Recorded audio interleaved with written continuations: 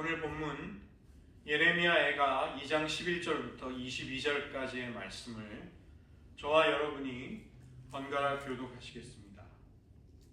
내 눈이 눈물에 상하며 내 창자가 끊어지며 내 간이 땅에 쏟아졌으니 이는 딸 내 백성이 패망하여 어린 자녀와 젖 먹는 아이들이 성읍 길거리에 기절함이로다. 그들이 성읍 길거리에서 상한 자처럼 기절하여 그의 어머니들의 품에서 혼이 떠날 때에 어머니들의 이르기를 곡식과 그들과 은이냐 하더라. 딸 예루살렘이여, 내가 무엇으로 내게 증거하며 무엇으로 내게 비유할까? 처녀딸 시온이여, 내가 무엇으로 내게 비교하며 너를 위로할까? 너의 파괴됨이 바다같이 크니 누가 너를 고쳐줄소냐? 내 선지자들이 내게 대하여 헛되고 어리석은 묵시를 보았으므로 내 죄악을 드러내어서 내가 사로잡은 것을 돌이키지 못하였도다. 그들이 거짓 경고와 미혹하게 할 것만 보았도다. 모든 지나가는 자들이 다 너를 향하여 박수치며 딸 예루살렘을 향하여 비웃고 머리를 흔들며 말하기를 온전한 영광이라 모든 세상 사람의 기쁨이라 일컫던 성이 이 성이냐 하며 네 모든 원수들은 너를 향하여 그들의 입을 벌리며 비웃고 뒤를 갈며 말하기를 우리가 그를 삼켰도다. 우리가 바라던 날이 과연 이날이라. 우리가 얻기도 하고 보기도 하였다 하리로다. 여호와께서 이미 정하신 일을 행하시고 옛날에 명령하신 말씀을 다 이루셨으며 긍휼히 여기지 아니하시고 무너뜨리사 원수가 너로 말미암아 즐거워하게 하며 내 대적자들의 뿔로 높이 들리게 하셨도다. 그들의 마음이 주를 향하여 부르짖기를 딸 시온의 성벽아 너는 밤낮으로 눈물을 강치로 흘릴지어다. 스스로 쉬지 말고 내 눈물자를 쉬게 하지 말지어다. 초저녁에 일어나 부르짖을지어다. 내 마음을 주의 얼굴 앞에 물 쏟듯 할지어다. 각 길 어귀에서 주려 기진한 내 어린 자녀들의 생명을 위하여 주를 향하여 손을 들지어다 하였도다. 여호와여 보시옵소서. 주께서 우리에게 같이 행하셨는지요. 여인이 어찌 자기 열매 곧 우리 낳은 아이를 먹으며 제사장들과 선지자들이 어찌 주의 성소에서 죽임을 당하오리까. 늙은이와 젊은이가 다 길바닥에 엎드려졌사오며 내 처녀들과 내 청년들이 칼에 쓰러졌나이다. 주께서 주의 진노의 날에 죽이시되 긍휼히 여기지 아니하시고 도륙하셨나이다. 주께서 내 두려운 일들을 사방에서 부르시기를 절기 때 우리를 부름같이 하셨나이다. 여호와께서 진노하시는 날에는 피하거나 남은 자가 없나이다. 내가 낳아 기르는 아이들을 내 원수가 다 멸하였나이다. 기도하시겠습니다. 하나님, 예루살렘의 멸망과 성전이 불타버린 신앙의 모든 근거가 사라진 유다 백성들이 다시금 하나님의 언약과 신실하심 앞에 나아가 자신들의 죄악을 통렬하게 깨닫고 마음을 찢으며 회개할 때 그들을 소망 가운데로 이끄셨던 하나님, 저희들 마주하고 있는 많은 절망과 어려움 속에서 희망을 보게 하시고 그 희망이 우리들의 노력이나 인간적인 전망으로부터 오지 아니하며 신실하신 하나님으로부터 옴을 확신하는 가운데 저희들의 기도와 간구가 끊이지 않게 하여 주시옵소서. 모든 말씀 예수님의 이름으로 기도드립니다. 오늘부터 예레미야 애가를 예레미야에 이어서 함께 살펴보도록 하겠습니다. 오늘은 1장과 2장을 함께 살펴보겠습니다. 이 예레미야 애가는 5편의 시로 이루어진 시의 묶음입니다. 그래서 여기에는 문학적인 특성이 있습니다. 이합체 시라는 독특한 히브리 시의 특징을 가지고 있는 것이죠. 모든 히브리 시가 이합체 시는 아니지만 히브리 시들 가운데 이 히브리어 알파벳을 순서대로 배열을 한 그 각 절의 첫 머리에다가 히브리어의 그 알파벳을 순서대로 배열하는 형식이 이합체 시라고 부르는 독특한 시입니다. 알파벳으로 말하자면 처음에 A, 그 다음 줄에는 B, 그 다음에 C 이렇게 나오는 것이죠. 알렙 이렇게 처음에 알렙이 나오고 순서대로 이렇게 쭉 베트 김멜 뭐 이렇게 쭉 히브리어 알파벳 22개가 나오는 것입니다. 그 대표적인 시편인 139편이 이 합체의 시편이죠. 우리가 잘 아는 여호와의 율법에 대한 시편인데 이 시편이 176절이나 되는 것은 맨 처음에 히브리어 알파벳이 나오는데 이 139편의 시편은 같은 알파벳이 8번이나 나옵니다. 알렙 알렙 알렙 알렙 알렙 이렇게 8개가 나와서 그게 하나의 연을 이루게 돼요. 그러면 히브리어 알파벳이 모두 22개, 두 글자인데 8개가 반복이 되면 22 곱하기 8 그렇게 하면 176절이 되는 것입니다. 우리가 지금 살펴보는 예레미야 애가는 전부 5개의 시들로 이루어져 있는데 1장, 2장, 4장, 5장이 22절이에요. 히브리어 알파벳이 처음부터 끝까지 한 번 나오는 것입니다. 그 다음에 예레미야 애가 3장을 보시면 66절로 되어 있습니다. 이것은 22 곱하기 3 그러니까 똑같은 히브리어 알파벳이 3번씩 나오면서 66절을 이루는 것입니다.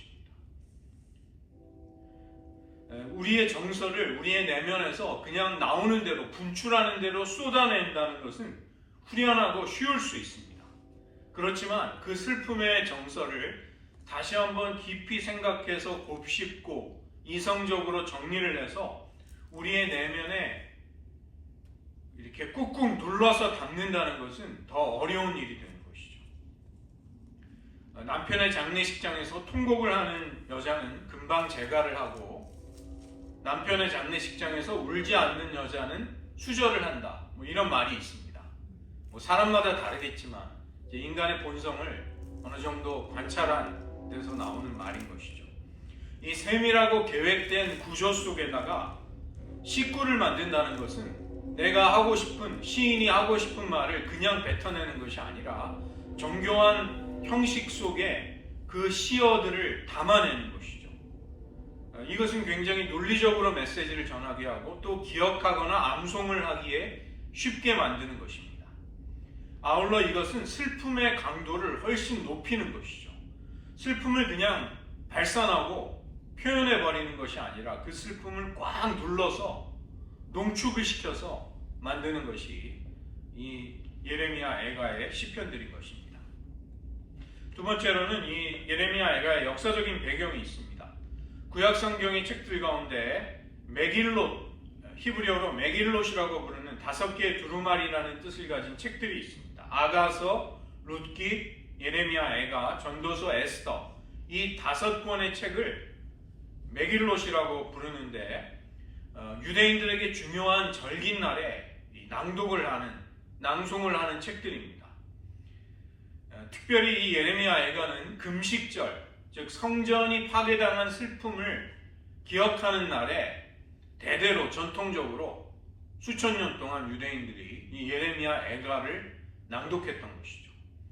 예루살렘의 함락과 그 파괴에 대한 생생한 묘사가 읽어보시면 들어있다는 것은 이 예레미야 애가를 쓴 저자, 즉 선지자 예레미야가 그 예루살렘이 함락을 당하는 끔찍한 파괴의 학살의 현장에 목격자였음을 의미하는 것입니다.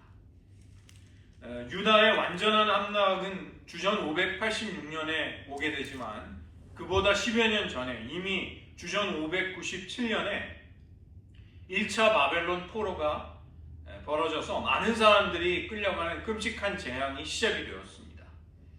바벨론 군대는 예루살렘을 거의 2년 동안 포위하였는데 의외로 예루살렘 성이 그 당시에 가장 강한 나라 바벨론의 군대를 그토록 오래 버틸 수 있었던 이유는 히스기야 왕이 지하 수로를 팠기 때문입니다.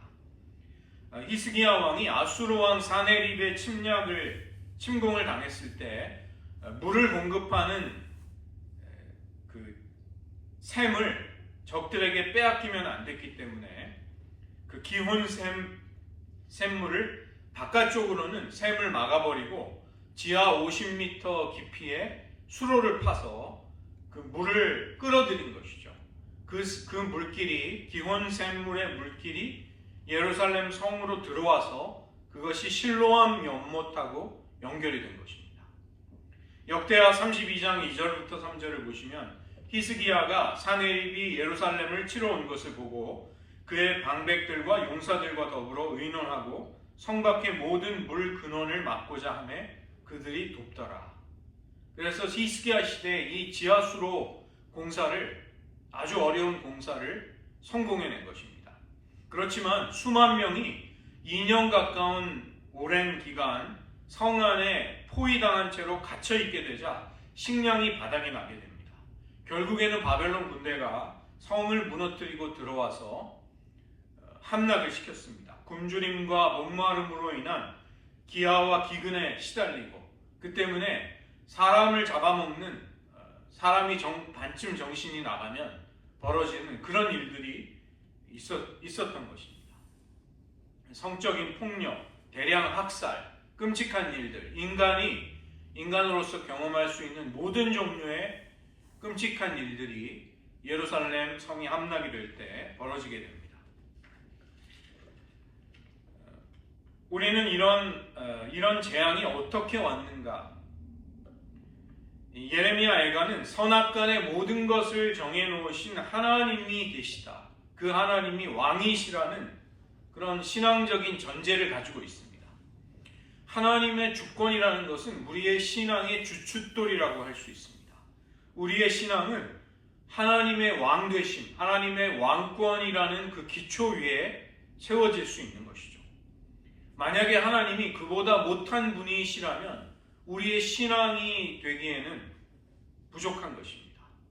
우리가 기껏해서 의지하고 소망을 두고 온 마음을 다해 그분을 따랐는데, 믿고 의지하고 따랐는데 그분이 절대적이신 주권자가 아니라면, 그리고 우리를 향한 선의와 사랑을 가지고 계신 분이 아니라고 할 때, 우리는 사도 바울의 표현을 빌자면 모든 사람 중에 가장 불쌍한 사람이 되는 것이죠. 그러나 그럴 염려는 없는 것입니다. 하나님은 살아계시고 하나님의 하나님 되심, 하나님의 본질은 하나님 스스로 지키시는 것이기 때문에 변함이 없는 것이죠.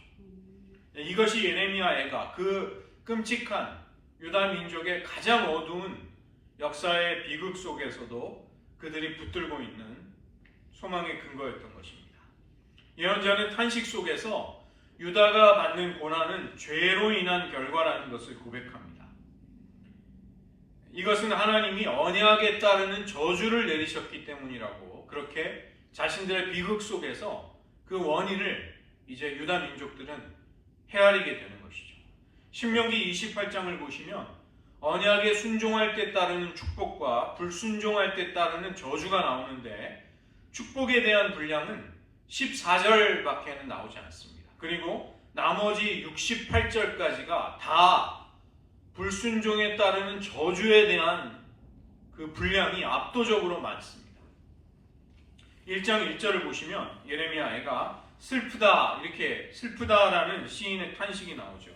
번역을 슬프다 이렇게 해놓았는데 히브리어로는 에카라는 말입니다. 이것은 어떻게라는 의문사입니다. How, 어떻게 그럴 수 있습니까? 어떻게 그런 일이 일어날 수 있습니까? 하나님이 어떻게 우리를 이렇게 대우하실 수 있습니까? 어떻게라는 말이 나오는 것이죠. 우리말에는 이 장송곡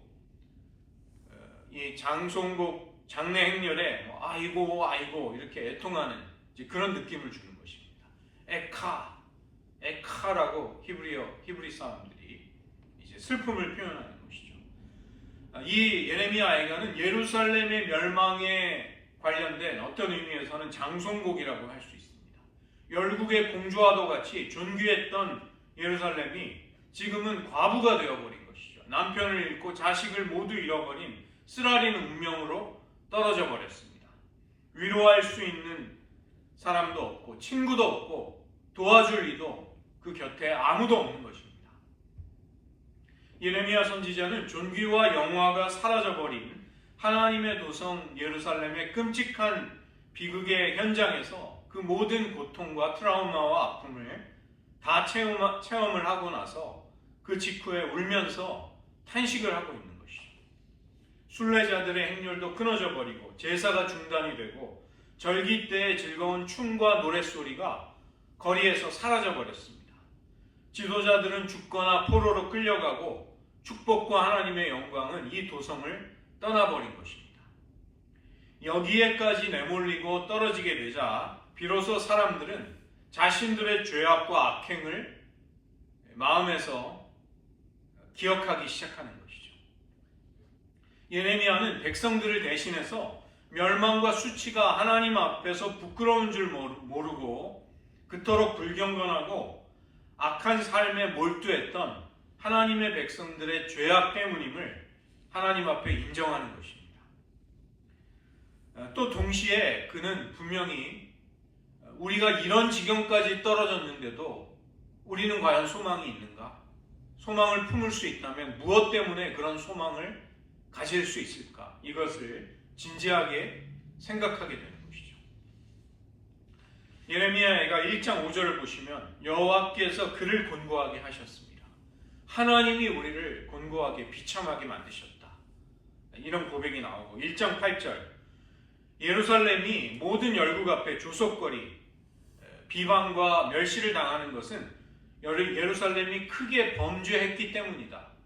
자신들의 비극의 원인을 이제 성찰하기 시작하는 것입니다. 1장 18절 여호와는 의로우시도다. 그러나 내가 그의 명령을 거역하였도다. 하나님은 언제나 언약에 신실하셨는데 우리가 그 언약을 깨트려 버렸구나. 그 관계를 망가뜨려 버렸구나. 이것을 자각하는 것이죠. 1장 20절 나의 반역이 심히 크미니이다. 이 나라는 것은 지금 선지자가 유대 민족 전체를 자기가 대표해서 하나님 앞에 고백하는 것이죠. 예루살렘의 패망에 대한 신앙적인 해석이 이어지는 것입니다.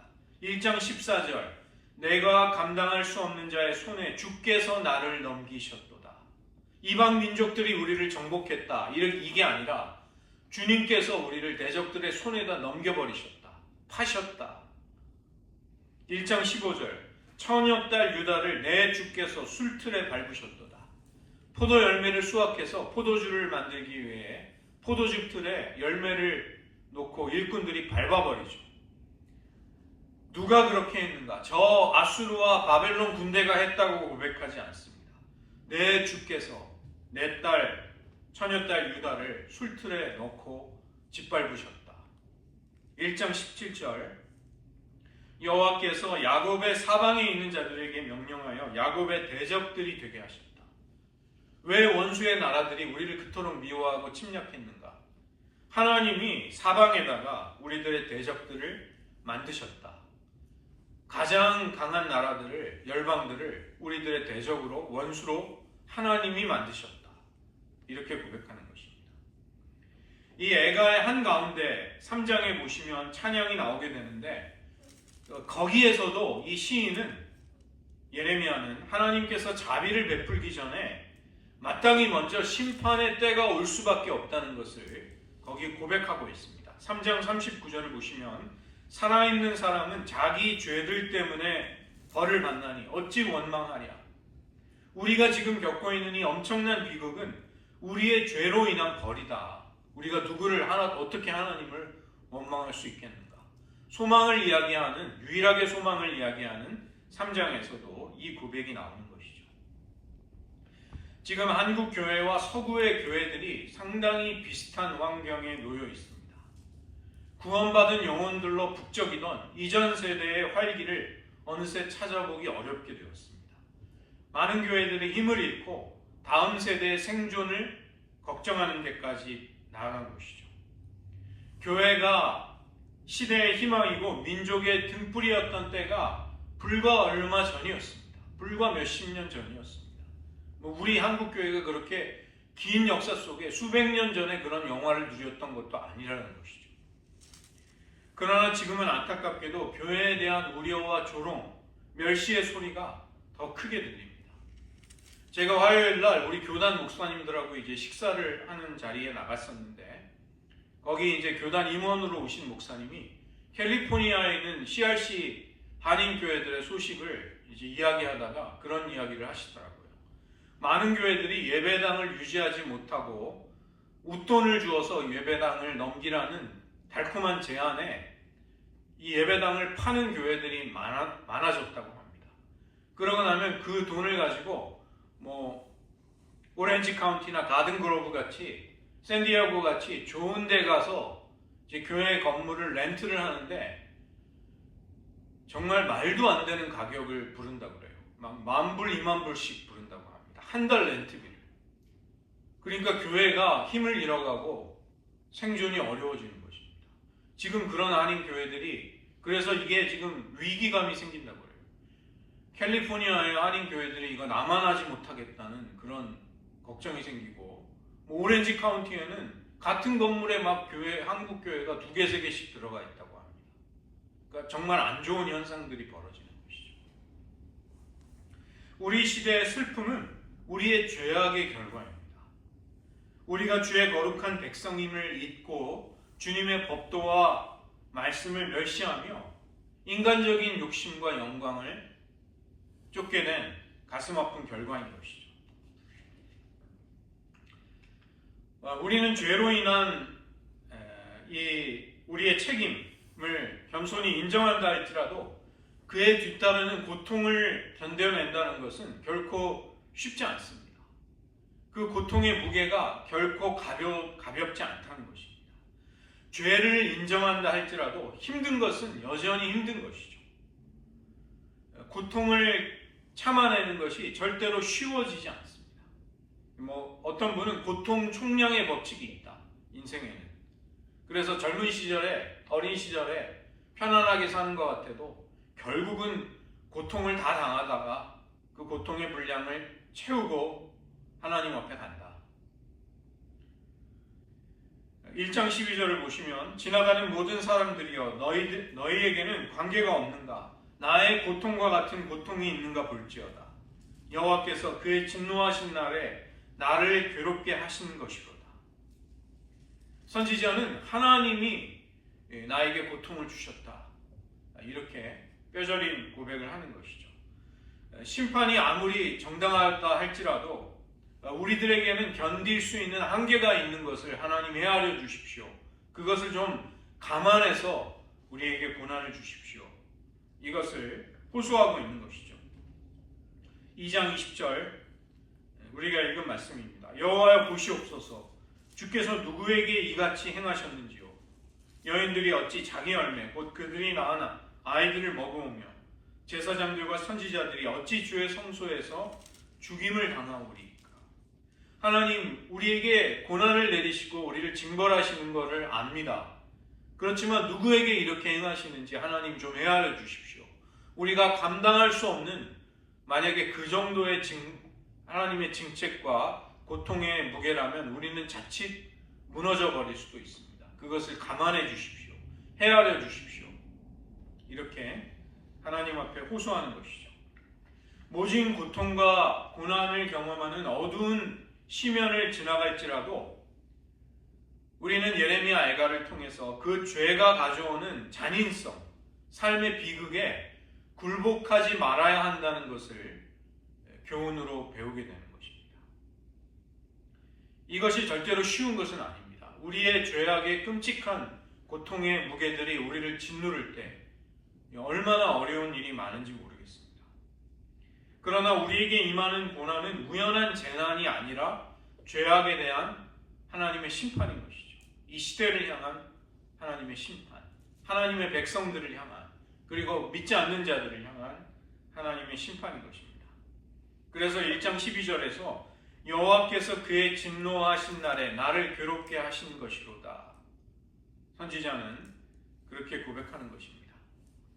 이렇게 볼 때 우리가 갈 길은 분명히 하나입니다.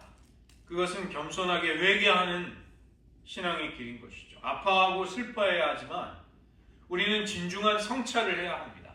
그리고 진심을 담은 회개까지 이르기를 우리는 하나님께 소망해야 하는 것이죠. 단지 아파하고 슬퍼하는 눈물을 흘리는 것에 만족하지 말고 하나님께서 은혜를 베푸셔서 회개와 변화된 삶으로 나아가는 회복에 이르도록 우리는 그것을 간구해야 하는 것이죠. 죄악에 대한 하나님의 맹렬한 진노는 그만큼 우리의 죄악이 크다는 것을 나타내는 것이고 하나님의 마음에 깊은 상처가 있음을 대변해 주는 것입니다. 주께서 이스라엘을 원수처럼 대하셨다는 것은 곧 그분의 언약 백성이 먼저 하나님을 원수로 대하고 멸시하고 냉대했음을 전제로 하는 것입니다. 그래서 우리가 오늘 예레미야 애가를 읽으시면서 행간을 읽는 것이 중요한 것입니다. 그토록 진노의 말씀을 쏟아내시는 하나님의 그 마음, 그 성경의 행간에는 무엇이 있을까? 우리를 향한 주님의 사랑이 있고 또 우리가 그분께로 돌아오기를 바라시는 그분의 뜨거운 마음이 또 그분의 손짓이 거기에 숨어져 있는 것이죠. 예레미야 애가는 그러나 하나님의 사랑과 인애와 위로가 우리들에게서 끊이지 않는다는 것을 말씀하는 것입니다. 예레미야 애가를 보면 이 시인이 가장 두려워하는 것이 무엇일까? 이 선지자가 가장 무서워하는 것이 무엇일까? 이것에 대해서 이 예레미야는 자기가 자문자답을 하고 있습니다. 5장 22절을 보시면 거기에 질문이 나옵니다. 주께서 우리를 아주 버리셨사오며 우리에게 진노하심이 참으로 크시니이다. 이것은 사실은 질문을 하는 것이죠. 하나님 정말 우리를 아주 영영히 거절하셨습니까? 하나님은 우리를 버리실 정도로 진노하셨습니까? 이것이 여기에 이 마음에 담겨 있는 것이죠. 이것에 대해서 예레미야 선지자는 대답을 합니다. 하나님이 정말로 부재하시고 우리를 버리셨는가? 이것에 대해 3장 31절에 그 대답이 나옵니다. 여호와께서 영원하도록 버리지는 않으실 것이다. 이는 주께서 영원하도록 버리지 아니하실 것이며 그것을 선지자가 이야기하는 것입니다. 그래서 예레미야 애가는 슬픔의 노래이지만 하나님을 기다리라는 그분을 바라고 의지하며 소망을 동시에 우리에게 강조하고 있습니다. 3장 24절과 25절인데 저희가 3장 전체를 또 다음 주에 더 자세히 살펴보겠지만 3장 24절과 25절 내 심령에 이르기를 여호와는 나의 기업이시니 그러므로 내가 그를 바라리라 하도다. 기다리는 자들에게나 구하는 영혼들에게 여호와는 선하시도다. 하나님을 여전히 바라고 기다리고 구하라는 것입니다. 소망을 여전히 여호와 하나님께 둘 것을 가장 극심한 고통과 슬픔의 시면 그 한복판에서도 선지자는 이야기하고 있는 것입니다. 하나님의 본심은 자기 백성을 멸망시켜 버리는 것이 아니라 자기의 죄를 고백하고 심판을 마땅한 것으로 여기며 묵묵히 감수하는 그 하나님의 백성들에게 자비를 주시려는 것이죠. 그래서 그 때가 그 회복의 때가 반드시 온다는 것을 기대하라, 소망으로 품으라 이것을 당부합니다. 예레미야 애가는 우리에게 우리가 맞이하고 있는 지금이야말로 부르짖을 때라는 것을 일깨워주고 있습니다. 눈물로 죽게 부르짖지만 그 간구는 절망 어린 탄식이라기보다는 기대와 소망을 머금은 하나님을 향한 믿음의 부르짖음, 하나님의 긍휼을 소망하는 부르짖음이 되어야 하는 것이죠. 2장 11절을 보시면 내 눈이 눈물에 상하며 내 창자가 끊어지며 내 간이 땅에 쏟아졌으니 이는 딸 내 백성이 패망하여 어린 자녀와 젖먹는 아이들이 성읍 길거리에 기절함이로다. 정말로 너무 잔인한 고난의 시간, 죄악의 무게가 부메랑처럼 우리들에게 돌아와 우리를 짓누르는 그때 우리들에게 필요한 것은 무엇일까? 인내하며 잠잠히 기다리는 것도 믿음이지만 간절히 부르짖고 마음과 심령을 하나님 앞에 물처럼 쏟을 수 있는 것도 역시 믿음인 것입니다. 그래서 2장 19절에 초저녁에 일어나 부르짖을지어다 내 마음을 주의 얼굴 앞에 물 쏟듯 할지어다 갓길 어귀에서 주력기 지난 내 어린 자녀들의 생명을 위하여 주를 향하여 손을 들지어다. 지금 영적으로 죽어가는 사람들, 또 우리 북한 동포들 한번 생각해 보십시오. 정말 실제로 굶어 죽어가고 있습니다. 그 잔인한 압제와 전체주의, 공산주의 아래에서 정말 영혼이 질식당한 채로 수십 년을 살아온 사람들, 너무나 무서운 상황 속에 있는 것이죠. 예루살렘 성벽을 향해서 강처럼 눈물을 흘리라 이렇게 호소하는 예레미야의 기도는 성벽이 어떻게 눈물을 흘리겠습니까? 성벽이 눈물을 흘릴 정도로 결국은 그 눈물은 우리들의 심령에서 터져 나와야 하는 눈물인 것이죠. 하나님의 백성들에게서 그 눈물이 나와야 하는 것이죠. 2장 18절입니다. 그들의 마음이 주를 향하여 부르짖기를 딸 시온의 성벽아 너는 밤낮으로 눈물을 강처럼 흘릴지어다. 스스로 쉬지 말고 내 눈동자를 쉬게 하지 말지어다. 예레미야 애가는 우리를 사실은 격려하는 것입니다. 우리가 여전히 하나님께 부르짖고 간구해야 할 때임을 우리들에게 일깨워주고 있는 것이죠. 우리는 어떤 절망 속에서도 희망을 놓치지 말라는 예레미야 선지자의 목소리를 듣게 됩니다. 예레미야 애가는 심판을 말하면서도 하나님의 백성들의 회개 그리고 그 이후에 소망이 임할 것을 전망해 주는 것이죠. 거기까지 너희들 나아가야 한다. 슬픔에만 사로잡혀 있어서는 안 된다. 슬픔에 너희들의 영혼이 얼어붙어서 거기가 너희들이 머무르는 자리가 되어서는 안 된다고 말하는 것입니다. 우리가 처절한 상황 속에 그때도 하나님을 향한 소망을 품을 수 있을까? 하나님의 은혜에 감사할 수 있을까? 그럴 수 있다는 것을 예레미야 애가는 말하는 것입니다. 우리도 시대나 마주하고 있는 현안들은 다르다 할지라도 우리의 지금 영적인 메마름과 빈곤함과 처참한 처지에 대해서 우리가 현재 겪고 있는 결핍에 대해서 우리는 하나님의 구원을 또 그분의 언약을 떠올려야만 하겠습니다. 하나님이 우리를 어떻게 하나님의 백성으로 삼으셨는가? 자기의 아들의 피로 세우신 새 언약 앞에 우리가 있음을 우리는 끊임없이 떠올려야 한다는 것이죠. 예레미야 선지자는 그 언약을 따라서 징벌하시는 하나님의 모습을 보면서 역설적으로 그분의 권능을 소망으로 붙잡는 것입니다. 이렇게 자기 백성을 말씀하신 대로 이미 정하신 대로 다 이루시고 다 행하실 수 있는 그 하나님이시라면 능히 회복하는 그 일도 그 권능의 하나님은 하실 수 있다는 소망을 가지는 것이죠. 심판하실 수 있는 권능이 그분의 손에 있다면 회개하는 우리들을 용서하시고 긍휼히 여기시고 은혜의 자리로 다시 되돌아가게 하실 수 있는 권능도 그분의 손에 있다는 것입니다. 그래서 만일 여호와께로 우리가 돌아간다면 우리의 비참한 상황이 극복이 될 수 있음을 믿을 수 있는 것이죠. 아무리 큰 잘못으로 무너졌다 할지라도 지금 예루살렘의 상황을 보십시오. 이 멸망이 이스라엘의 역사 속에 2번이나 반복이 됩니다. 예수님이 예루살렘 성의 멸망을 내다보시면서 나를 위해 울지 말고 너희의 자녀들을 위해 울라고 하셨습니다. 예수님이 십자가에 돌아가신 지 한 40년 후에 주후 70년에 로마의 장군 티투스가 와서 돌 위에 돌 하나도 남지 않고 예루살렘을 무너뜨립니다.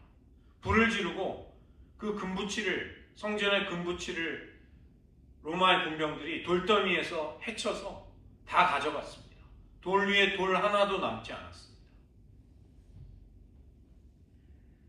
그러나 그러할지라도 하나님의 임재와 구원을 소망을 예레미야 선지자는 우리에게 노래하고 있는 것입니다.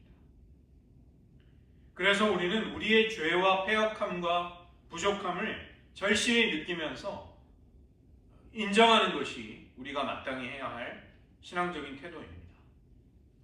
지금 온 유다가 잿더미에 묻힌 상황에서도 하나님의 은혜를 바라보고 구원의 희망을 담은 노래를, 이 슬픔의 노래 가운데에서도 예레미야 선지자는 시인으로서 이 슬픔의 노래를 부르고 있는 것입니다. 죄에 대한 책임을 통감하고 이제부터 하나님이 주시는 고난의 훈련을 기꺼이 받아들이기로 결심하고 있는 것이죠. 그러면서도 하나님의 주권 앞에 하나님은 의로우시다, 그러나 내가 패역하였다는 고백을 하고 있는 것입니다.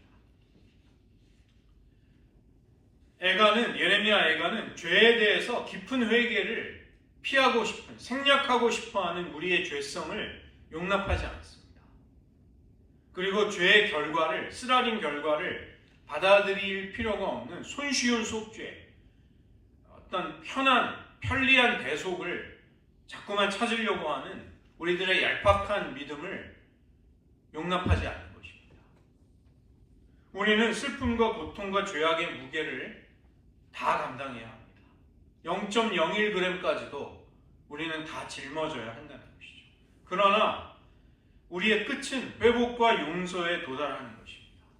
그것이 우리의 기대와 소망입니다.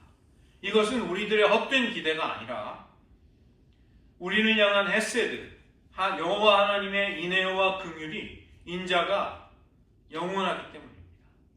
그 하나님이 우리를 버리시지 않을 것이기에 우리는 이런 눈물의 통곡과 울부짖음 속에서도 소망을 기대할 수 있는 것이죠.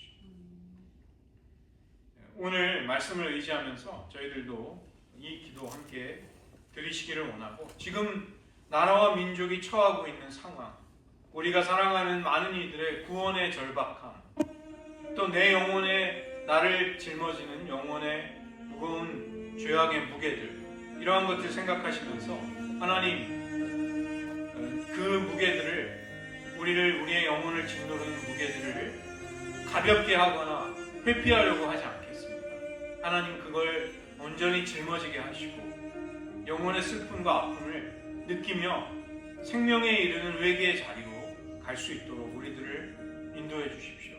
우리들에게 소망을 주시옵소서. 이 시간 여러분의 신앙을 담아 잠시 기도하겠습니다. 하나님 아버지, 예루살렘 많은 이들이 학살당하고 신앙의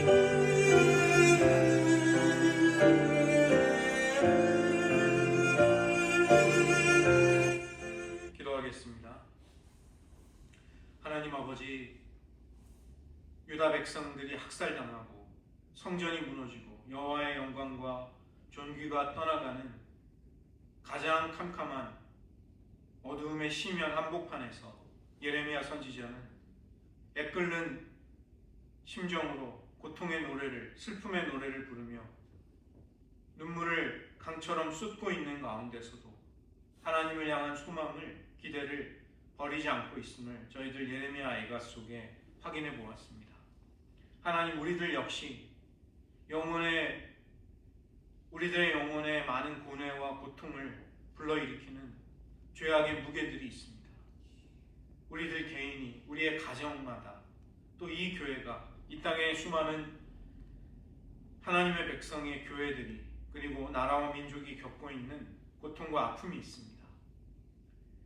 이 죄악의, 이 시면, 이 고통의 많은 원인들이 우리들의 패역함에, 신실치 못함에 있음을 인정하며 자백합니다. 하나님, 우리의 죄악이 큼을 하나님 앞에 인정한다 할지라도 그 고통의 무게가 결코 경감이 되거나 덜어지지 않는 것을 느끼며 저희들 그 아픔을 느끼고 있습니다. 하나님, 죄악의 무게가 우리들을 짓누른다 할지라도, 또 그 고통이 우리를 아프게 한다 할지라도 하나님, 그것을 얄팍하게 피하려는 신앙을 버리게 하시고 도리어 정직하게 우리들의 패역함과 죄악을 고백하며 예레미야 선지자처럼 민족의 공동체의 죄악을 아파하며 하나님 앞에 나아가 울부짖을 수 있는 그런 믿음을 허락하여 주시옵소서. 우리들의 심령에 하나님 앞에 그 관계가 바로 서지 못해서 고통당하는 수많은 이들, 이 시대의 아픔에 대한 애통함과 또 애끓는 마음이 있도록 도와주시고, 그러한 심령으로부터 나오는 기도가 우리들 가운데 있게 도와주시옵소서. 하나님, 우리들 죄악으로 인한 고통이, 또 하나님의 징벌의 무게가 우리를 아프게 한다 할지라도 그 순간에도 변함없는 인애로 우리를 영영히 버리지 아니하시는 하나님께 두는 소망과 기대를 버리지 않게 하시고, 죄악이 가져오는 여러 가지 혹독한 삶의 비극과 아픔들이 우리에게 찾아왔고 또 앞으로 찾아올지라도 그 가운데서도 하나님께 대한 소망과 기대를 결코 놓지 않을 수 있는 하나님의 백성 삼아 주시옵소서. 모든 말씀 예수님의 이름으로 기도드립니다.